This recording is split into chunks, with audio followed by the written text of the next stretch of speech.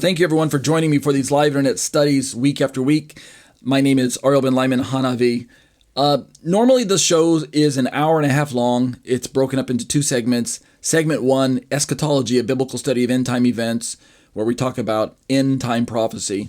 And segment 2 is a Trinitarian response to biblical Unitarianism, where we talk about, where we argue Trinitarian understanding, interpretation of the Bible versus non-Trinitarian understanding of certain Bible passages. But I've got a personal issue that's going to prevent me from making the study the normal hour and a half long length tonight. So bear with me. Each segment is going to be half its normal length. So the eschatology study will only be 30 minutes in length instead of 1 hour, and the eschatology, or the Trinitarian study, will be 15 minutes instead of 30 minutes. So that's the way what we're going to do tonight. So let me just jump right into the study since we don't have a lot of time.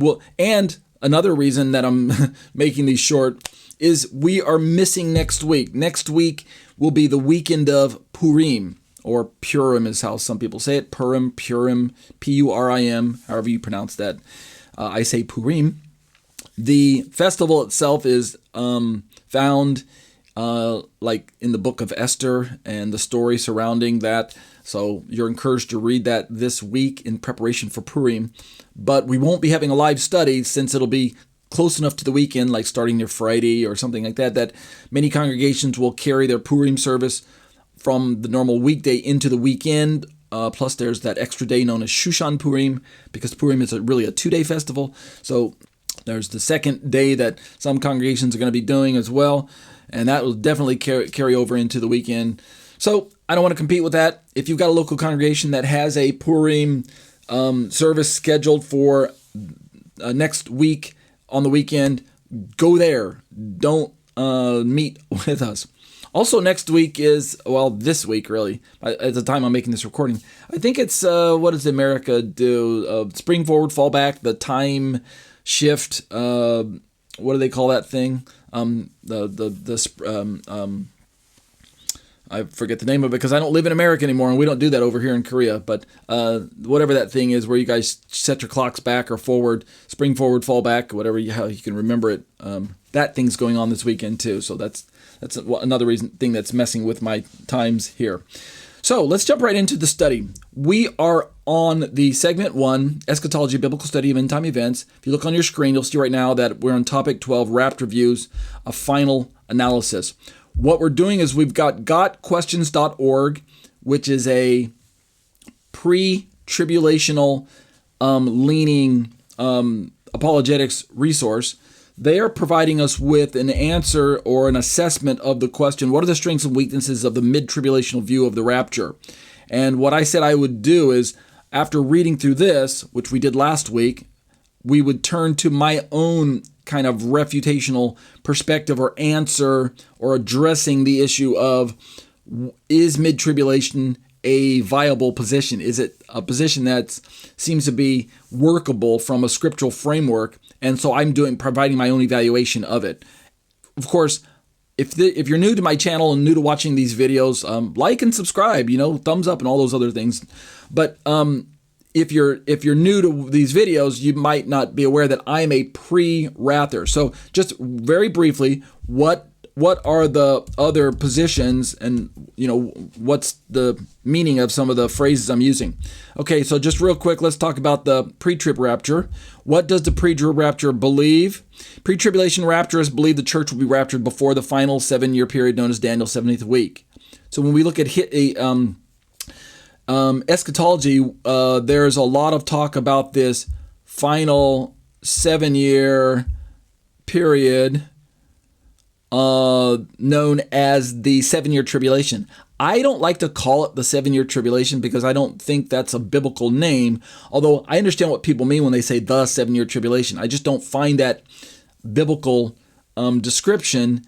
And another reason I don't like that phrase, the 7-year tribulation, is because of the way it neatly separates this 7 years away from what other Christians and dispensationalists called the church age. And so by separating it out away from the other 69 years of weeks that Daniel had, it conveniently allows the dispensationalists to say, well, since the other 69 weeks was for Israel dispensationally, then it makes sense that the final 7 years, the 70th week, is also exclusively for Israel, and therefore the church has no business being in the 70th week. And thus, the pre-trib rapture, which happens right here at the very beginning of this 7-year time frame, can easily be described as if it is not included in the 7 years because it belongs to a church age, all right, which I don't follow. I don't follow that dispensational perspective. But that's their perspective of rapture. The second version on the screen is the one we're going to be talking about tonight, mid-tribulation rapture. And what do they believe? They believe that the rapture will occur exactly halfway through the 7-year period, just before the beginning of the Great Tribulation. So they have the church going, we're going to find out, they have the church going into the tribulation period, right? You can see that even though this is the 7-year time frame, the rapture for them is in the middle. So it's in their name, mid-trib, meaning, yeah, the church is going to go into the tribulation. However, by the timing here, the church will be raptured in the middle of the tribulation. All right. The third one on the list is in the lower left corner here, post-trib rapture. This is a classic version of post-trib. There's another hybrid version that goes by the name of post-trib Prewrath, and basically post-trib rapture says that, as you can see right here down at the bottom description, they believe that the rapture will occur following the 7-year period known as Daniel's 7th week. And it's very basic in terms of the events that take place in the majority of the week are similar for these two positions. The pre-trib and the post-trib both have similar looking charts as far as the 7-year time frame. Tribulation, midpoint, Great Tribulation, 3.5, etc., etc. The big difference is pre-trib rapture has their rapture way up here before anything happens, whereas post-trib says, no, we Christians are going to go through everything. God's just going to somehow supernaturally protect us, and we're going to have to see everything. We're going to witness it, but we won't actually be destroyed because God's not actually going to destroy us along with the wicked. We've been exempted because we're his bride. And I'm not mocking that theology because that's a solid theology as far as us being exempted because we're his bride. However, will we have to go through everything? I don't follow that theology. Instead, which version do I hold to? I hold to this one right here. Prewrath rapture, lower right corner. What do we pre-rapturists believe? Prewrath rapturists believe the rapture will occur following the opening of the 6th seal of the book of Revelation. The church will experience severe persecution by the Antichrist, but will be snatched away before God begins to pour out his wrath during the day of the Lord. So, will the church be inside of the 7th week? Yes. Will the church go through the Great Tribulation? Yes. Will the church go through God's wrath the day of the Lord? No. That's why our name says pre-wrath. So, in order to understand what we're going to be talking about tonight, you must understand that pre-tribbers excuse Christians from either tribulation, Great Tribulation, and then by inclusion, all of God's wrath. That's their model. Pre-trib says we don't go through trib, we don't go through Great Trib, we don't go through God's wrath. We're excused from all of it. Mid-trib, what we're going to find out tonight, says, no, we're going to go through some tribulation, but we're going to be raptured before any Great Tribulation, and then by implication, any of God's wrath. So the mid-tribulation says we will not see the Great Tribulation. We as Christians will not see the Great Tribulation, which, again, pre-tribbers say that as well, but they just back up their rapture prior to any of the 70th week happening at all. Post-trib, of course, just says we're going to go through all of it. Unless you're the hybrid version, which I don't want to jump into the screen right now. Well, when we get to post-trib next week, not next week, but the week after next, after the break, then I'll start explaining more of the hybrid versions. But basically, classic post-trib says we're going to go through everything and we won't be raptured until the very end here, at the very end of the 7th week, meaning the rapture of the church and the salvation of national Israel will be synonymous with one another, along with the resurrection. Everything happens at the very end, something to that effect. However, the hybrid version starts to peel away the wrath of God, the final wrath of God, the bowl judgments in the book of Revelation, and say that Christians won't go through that. So there'll be a rapture prior to the bowl judgments. And in this way, the post-tribbers can say, we Christians go through the tribulation, we go through the great tribulation, we go through the trumpet judgments, but then God raptures us prior to the bowl judgments, which begins to sound suspiciously almost like a pre-wrath rapture, where we go through something at the beginning of the week or the first half of the week that we don't call tribulation, and I'm going to talk about this tonight. We call it the beginning of sorrows. And then we go through the great tribulation. Then we have our rapture here, only for God's wrath and day of the Lord to be poured out at the very end, from which we're exempt from. Okay, so that's the kind of the overview of the four positions. Let's go back to the actual study itself. GodQuestions.org has their own answer to these different timings. What does Ariel HaNaviy have to say about it? Okay, so let's turn to my short essay. It's called A Prewrather Evaluates Midtribulationism by Ariel ben-Lyman HaNaviy. Let's just start working our way down through some of this. Here are brief refutational comments for each GotQuestions.org paragraph from a pre-wrath perspective, while acknowledging any points that align with the pre-wrath position. I'll end with a summary and conclusion for clarity. So this is basically what I did with the pre-trib position as well. All right, what I did, however, to make it easier to understand this time is I put a square around GotQuestions comments, and I labeled everything paragraph 1, paragraph 2 exactly like I did earlier, but I put a square around their version so that you can visually see when they're talking. And then when I put it as got questions in bold so you can see who's talking. And then when it comes to my response, I just put my response. I put pre-wrath response. And then also when I'm talking about, when I'm speaking as if I'm got questions, I try to reword it to say something like, we at Got Questions believe that this is not right. Remember, Got Questions is giving their strengths and weaknesses of the mid-trib. So in my essay here, when I'm re-quoting them, I use the language of, we think this is a weakness, we think this is a strength. I use something like that. Even though Got Questions didn't originally say that verbiage, I put that back into their argument so that you can kind of follow along what they're saying. And then in my version, in my response, I'm not really responding to Got Questions. I'm responding to the mid-trib position that Got Questions presented. So as long as Got Questions got it right, then then my position should be okay as well. All right, so first, Got Questions says, according to mid-tribulationism, the rapture occurs at the midpoint of the 7-year tribulation, coinciding with the 7th trumpet of Revelation 11:15, followed by the bowl judgments in the last 3.5 years, Revelation 15 through 16. Before I jump into my own refutation, let me show you another chart that I found on the internet just this week.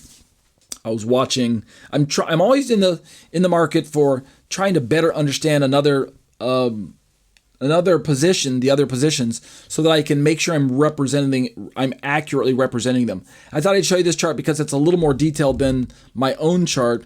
For instance, let me drop down and show you the kind of zoomed in version. This is the mid-trib chart that I've been using. I borrowed this chart from Zion's Hope. But if you notice, it's very overview. There's nothing in the chart that gives you granular detail about, like, are there any bowls? Are there any trumpets? Where is the break off? It doesn't talk about anything like the 7th trumpet or anything like that. You just have this overview of the 7th week with a tribulation on the first 3.5 years, the midpoint, and then the great tribulation and God's wrath on the final end with a rapture cut right down the middle and the second coming on the far right. And that's about it. But I found this chart to be quite helpful in that it at least begins to now, let me see if I can zoom in on that for a second. It begins to give more details, which I find helpful. The mid-trib rapture, with their rapture kind of signature right in the middle of the week, according to this teacher, which he seemed like he's got a handle on what he believes, and even though I disagree with mid-trib position, some of the way he's interacting with the biblical material seems to make more sense than the way the post-tribbers and the pre-tribbers have kind of overlooked what I believe are major points of scriptural emphasis. And so he talks about how that the church in this mid-trib rapture version, the church is going to experience in the first 3.5 years the 7 seals and the 7 trumpets. And that's why they believe that the 7th trumpet is going to happen at the rapture right there. And then for this model, after the rapture, the final 3.5 years that I'm circling here on your screen is occupied by the judgment of God, the day of the Lord, God's wrath, or the what some people call the vial judgments. This is the kind of the KJV language when we say vial. I've always called them bowls. Very shallow dishes is what the Greek word is referring to. So this more granular look at the mid-trib rapture simply allows us to begin to realize that one of the reasons why the mid-tribbers put the rapture where they do is based on their timing of the anchor point of the 7th trumpet. And that's going to be something that they don't want to move away from.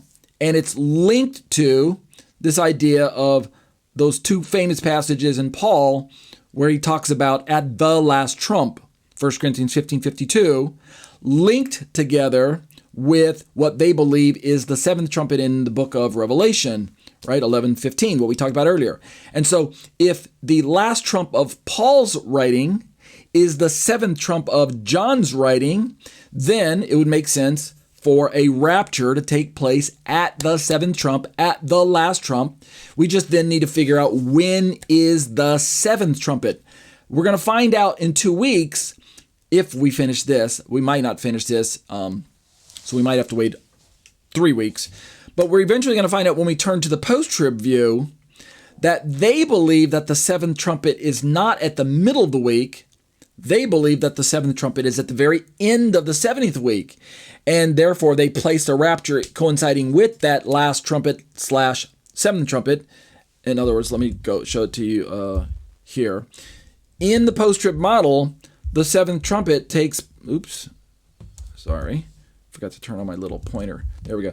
The 7th trumpet takes place way over here. And therefore, if the 7th trumpet is at the end of the week, that coincides with a rapture at the end of the week.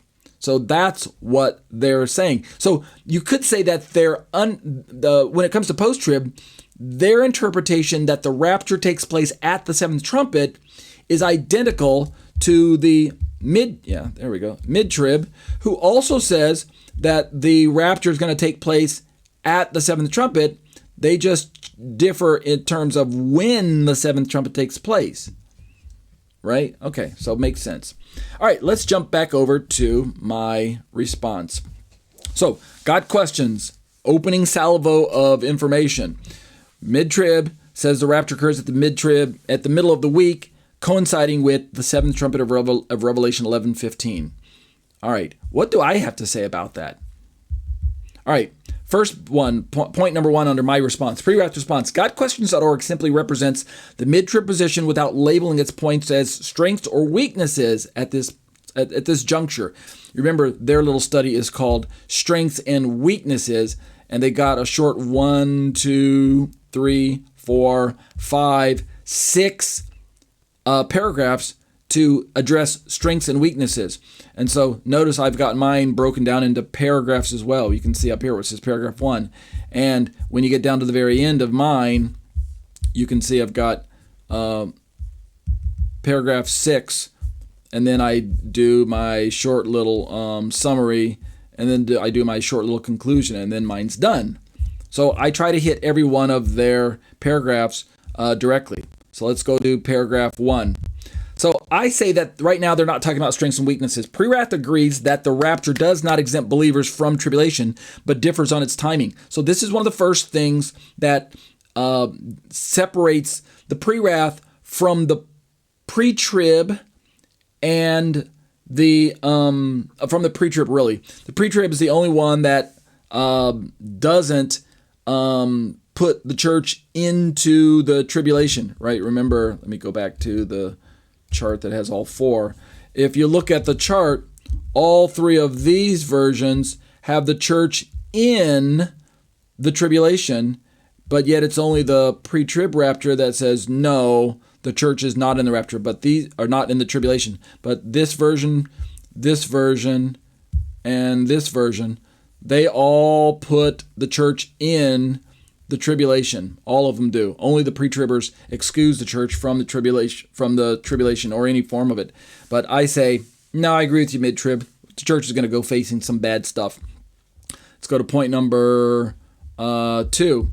Prewrath holds that the seventh trumpet of Revelation 11:15 is not the rapture. Notice I've got that in bold. It is not the rapture according to the Prewrath position, but instead it is an announcement of Messiah's reign near the end of the 70th week. The great tribulation, Satan's wrath against believers and Jews, begins at the Antichrist's abomination of desolation, recorded in Daniel 9:27, Matthew 24:15, 2 Thessalonians 2:3-4. I'm being somewhat brief in these bullet points. I'm not elaborating. If you want more information on, for instance, what's going to take place during the seventh trumpet, we'll deal with that at a different day. But I don't believe that the seventh trumpet is the rapture. In other words, in case you couldn't tell, as a Prewrather, I don't believe that the last trumpet Paul mentions in 1 Corinthians 15:52 is also the seventh trumpet mentioned in Revelation 11:15. I don't think they are the same. Let me just double check something. What did I say? 1 Corinthians 15:52 might be 53. 52 and 53 are the two verses there. All right, let's keep going. I'm trying to make some good time with since this is a shortened show. Point number 3, under paragraph 1 of my response as a Prewrather to the mid-trib position. What do I have to say? I think that mid-tribulationism misplaces the rapture by tying it to the seventh trumpet rather than the sixth seal, like we Prewrathers do. Revelation 6:12-17 is where you can read about the sixth seal being opened, which, in my understanding of the sequencing, the sixth seal signals the day of the Lord's wrath. And so we're going to talk more about the seventh trumpet in paragraph 3 below. So don't worry if you're not following along with what's going on just yet about the trumpet. Let me jump over to a chart that will help you kind of follow along with when I talked about the seals and things like that. Let's open up this one. In this chart, where we're looking at the 7th week of Daniel, I've got all of the seals down here at the bottom. And when you look at the sequence of the seals, when you get finally to this one, the sixth seal, according to the Prewrath model, the sixth seal takes place sometime after the midpoint of the week, but not quite at the end of the week either. So the sixth seal simply interrupts the Great Tribulation. It cuts it short, so you can see how the Great Tribulation is kind of blue here, and then suddenly the sixth seal interrupts the Great Tribulation. So let me let that fade away for a second. So we got our Great Tribulation right here, and then with the sixth seal, we suddenly have this event known as the coming of the Son of Man, date unknown. What is that event right there? That's the rapture. So with the rapture, this is the Prewrath model. In the Prewrath model, the rapture itself cuts short the Great Tribulation, and rather kind of unexpectedly. Remember, Satan has been told that he's got 3.5 years to do what he wants to the people of God. In effect, do your best. Try to break him. You're not going to break him, God says, but I'll give you 3.5 years to do what you want to do. I'll give you 42 months. I've given this to you to have your last hurrah on planet Earth, to try and rob my son Jesus of his kingdom, God says to Satan. So God kicks Satan out of heaven in Revelation chapter 12, and Satan's real angry. He gets to earth and he's just roaring angry, and so he starts persecuting Christians and Jews. So that's a kind of a midpoint event that I'm talking about, Revelation chapter 12 being kicked out of heaven. So that's why he kicks off the Great Tribulation, persecuting Christians and Jews. And God lets him have that program for an unspecified time, but sometime in the middle of that, God cuts that program short. So why is this relevant for us as far as rapture? It's that sixth seal sign that everyone in the world sees that signals the end of Satan's unhinged, how do we say, unchained persecution of Christians and Jews worldwide, where he just seems like he doesn't have any what do we call that, any conscience of any idea that he's going to be punished about it. He's just doing everything he wants. Evil men are also doing whatever Satan's bidding, and so Christians and Jews are going to be losing their life in scores. Except for those Israelites who actually run into hiding, those who went in Jerusalem, where the fighting is probably most intense. But in other places worldwide, we're losing our life.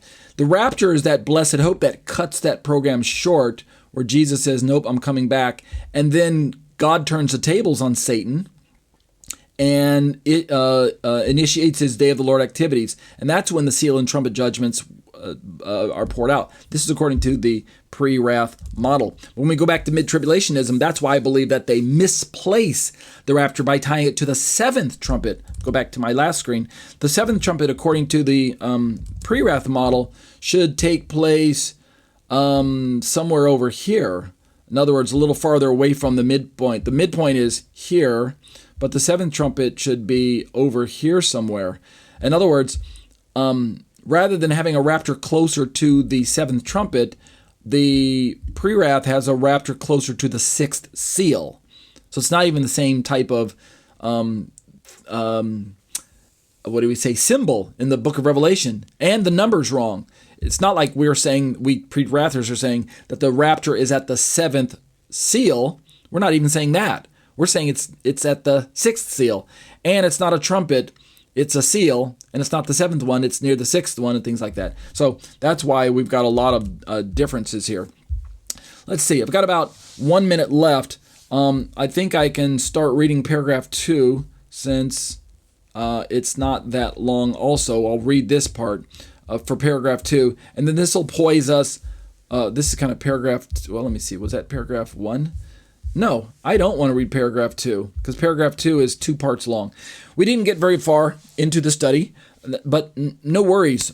Again, we're a little shortened study. I've got a personal reason why I can't go longer this time. The study will be on hold next week, so no meeting next week. But next week is Purim, but there will be a meeting the week following, and we'll just pick up our study then. But that'll do it for eschatology, biblical study of end time events.